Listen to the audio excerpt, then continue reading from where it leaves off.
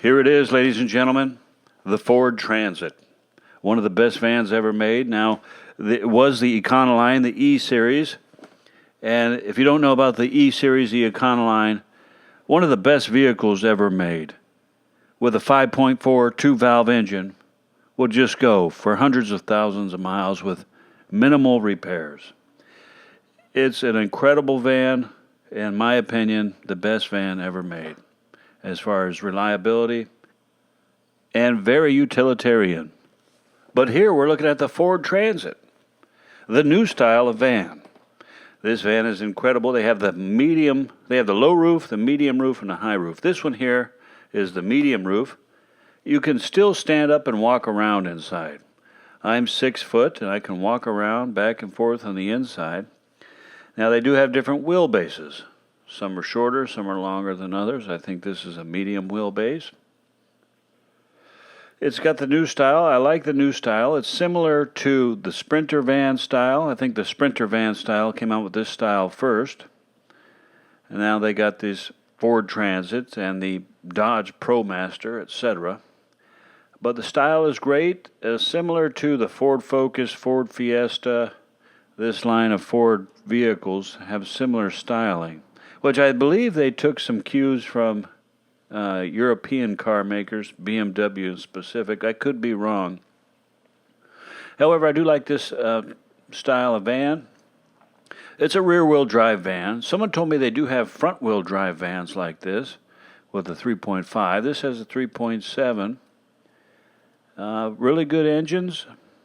And actually, transmissions are not bad. I know Ford had some problems with the Ford Focus, Ford Fiesta transmission, and even in the four-cylinder gasoline-powered Ford Fusion. But these transmissions, they can have some issues, I think, up around 150 to 200,000 miles. But this one here is not bad. Runs good. Let's go in. I'm going to show you something about the inside. All right, take a look at the interior.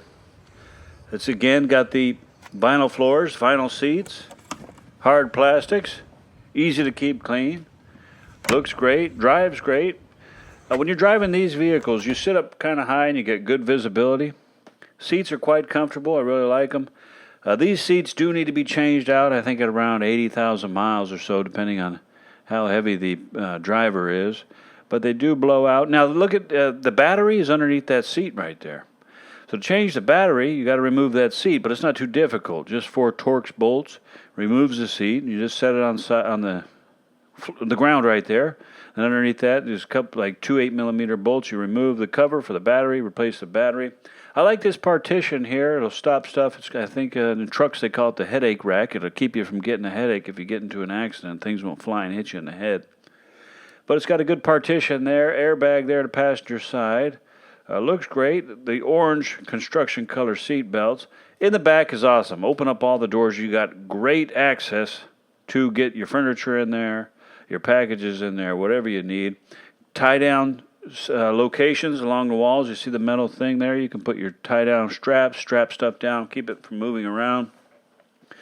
Yeah, you can walk around. Like I said, I'm standing up full standing walking around without bumping my head. Huge back doors. Those back doors open even wider. You can open them up all the way around, even to the other side. Some of the vans that I've come across, the broken hinges right there, and they get kind of sticky, etc. So a lot of use, wear and tear, these hinges will need replacing. I don't think it's that big of an issue, but I like this vinyl floor, some padding there.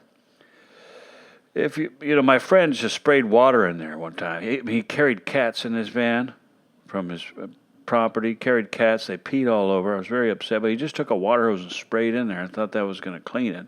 However, the water just went down in the sides and into that padding. I had to dry it out and clean it out. Still has a small hint of cat pee. Here's that engine I was talking about, Ford's 3.7. They got this in the Taurus, etc. Nice, powerful engine, still decent on gas with a V6. When it's in the cars, it's difficult to replace their water pump. It does have an internal water pump that people complain about.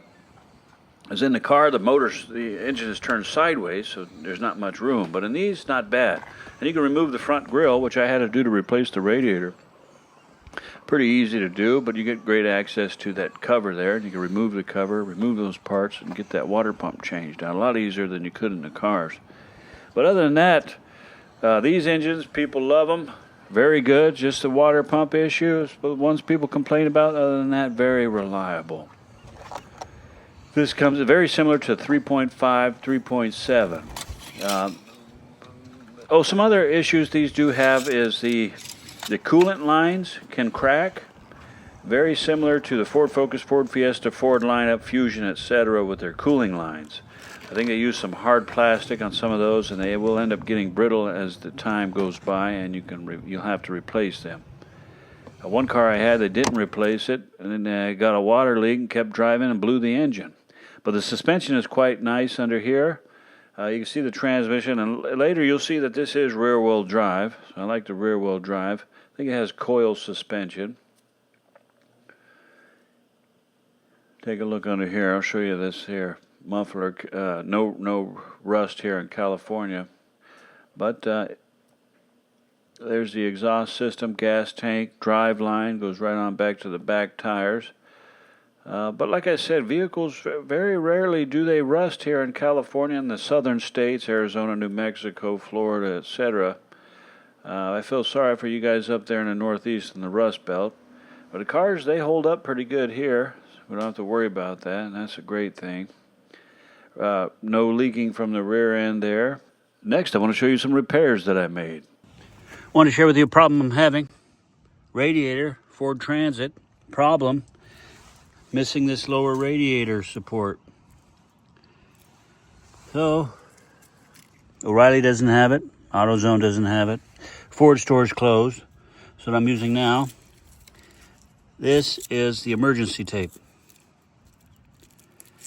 I'm just going to go around as big as the bushing, see if that works. I'll let you know. Thank you. All right, this is a Ford Transit 150 medium top. Where it gets smashed in, right there. This was really caved in pretty bad and rusty. So I just got in the cab and push up above. Didn't have to remove the headliner or nothing, just push real hard like you're doing a bench press or a shoulder press. Pop a lot of that out. Then I take a spray paint can, a big can, and spray up top. Also, I'll show you what kind of can I use. I use this one, big can, okay? Then I spray also into a spray paint lid, get a little paint, little tiny brush, like this. I do some touch-up work. Just go over it, make it look a lot better.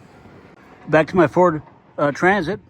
When the trim falls off like this, you can put screws in, just screw it in, get some from a junkyard if you have to. When it comes to a piece you can't find, I just use a little bit of black paint like this, a little bit of tape, you gotta get good with your aim, and just spray it. Don't be afraid. Just do a little experiment. You won't learn unless you experiment. Now, if you go over, don't worry about it, you can just take it off with a little acetone. Here's that piece of trim missing. I put paint. Here's the overspray I was talking about, right there like that, you can see it. Not to worry. Little acetone on a rag.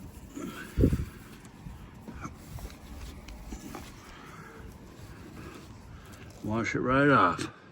All right, I also painted the screws over with a little bit of black paint, but to get these stickers off, I use a blowtorch, a little heat, and then follow it up with a razor blade.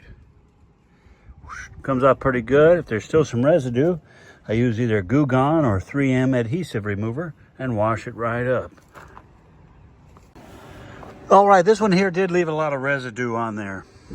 So what I do, I'll take some Goo Gone. If that doesn't work, then go with a 3M adhesive remover. That has a chemical reaction. That works really good. If both of those fail, what you do is, what I do is get an eraser wheel on a drill, and you can even take off the sticker as well.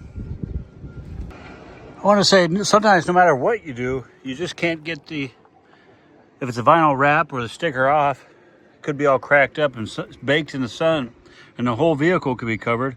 In that case, you just got to paint over it. And I've done that several times, and I'll show you how I do that.